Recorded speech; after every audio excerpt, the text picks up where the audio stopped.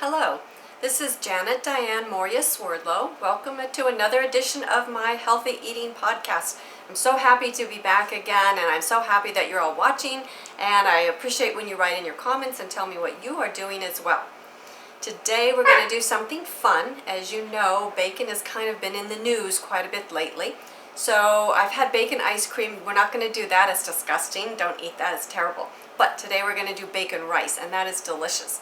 So what I have done over here is I have taken some nitrate-free bacon, and I've already chopped it up along with some hormone-free and nitrate-free pork sausage. I'm just going to put that into my pan here and start frying it so it's crispy and done. Now, what I have found with bacon, it's easier to handle if it's semi-frozen. So if you get, wherever you get your bacon from, put it on your cutting board after you have it, put it in your freezer for a while, and then you can slice it up really nicely. Kitchen scissors also will work if that it's already thawed, but if it's not, then you are going to want to put it in your freezer. It will make life a lot easier for you. So we're just going to take a second and let this get crispy.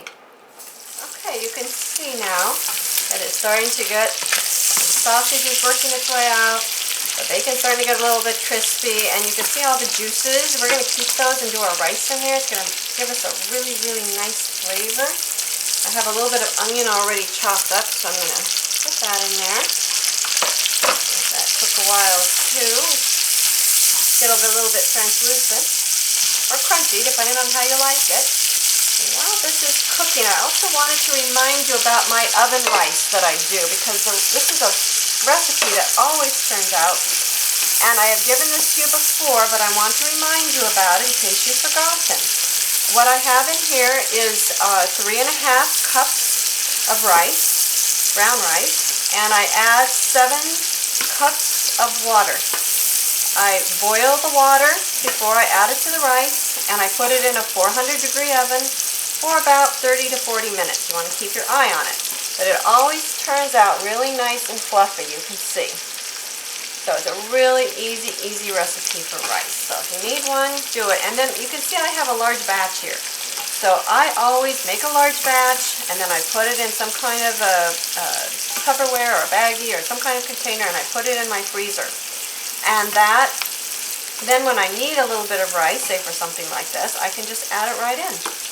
And you can do the same thing. So you don't spend a lot of time every day cooking, especially when you have a busy schedule. But you all know I have one, and these days I am sure your schedule is probably pretty packed as well. So I want to get this bacon a little bit more fried. I have it on high. Of course, adding to me, this is about where I like the onion. So it's not really translucent. It still has a little bit of crunch to it.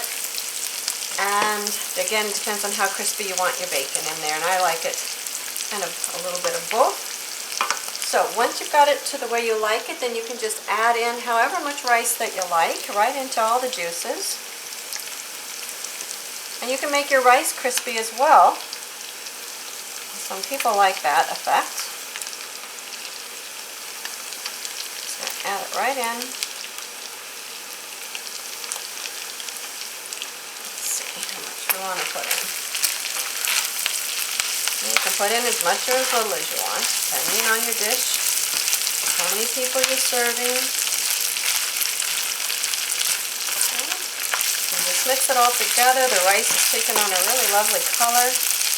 Beautiful bacon aroma that everybody falls in love with. And then from there I have some seasoning, a little bit of black pepper, maybe about a half a teaspoon, if that, then you know what you like.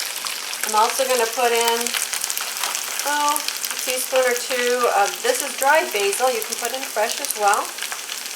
A little bit of onion powder, and I know I have the sliced onion in there, but I like a little extra, so maybe a half a teaspoon to a teaspoon. I have a little garlic powder, and that's going to go in there. And you can put in whole cloves of garlic as well if you like that, or cut it up, put some in.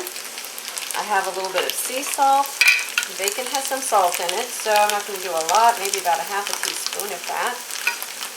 And I have some dried red pepper that I like to put in. So a little bit of that is going in, maybe about a teaspoon. And I'm going to mix all that together. aroma is beautiful.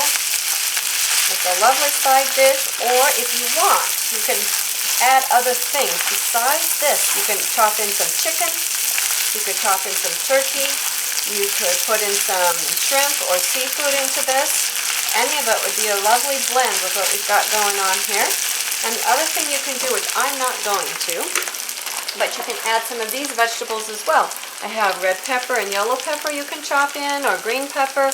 You can put in a little jalapeno in there as well for a little spicier.